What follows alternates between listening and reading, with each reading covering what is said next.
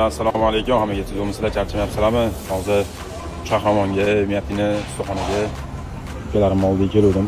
Bivayda hamma eshiklarini, Miyatinalarni cho'tga chiqarib berishdi. Mana işte kosmetika bo'ladigan joylari bor ekan. Xudo xolasa ular ham kosmetika qilib berib olishadi. Bu kosmetikani boshqa joyda qildirishadi, Miyatinasini ideal holatga chiqarib qo'yishdi.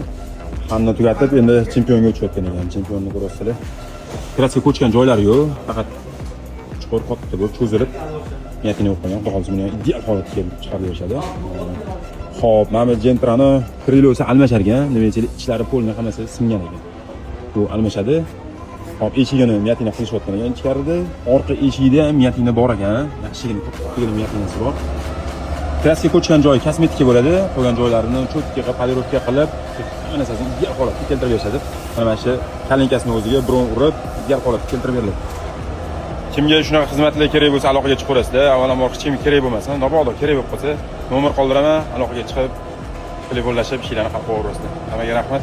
Kimga shunaqa Miyatina xizmatlari kerak bo'lsa, yuborib qo'yasizlar.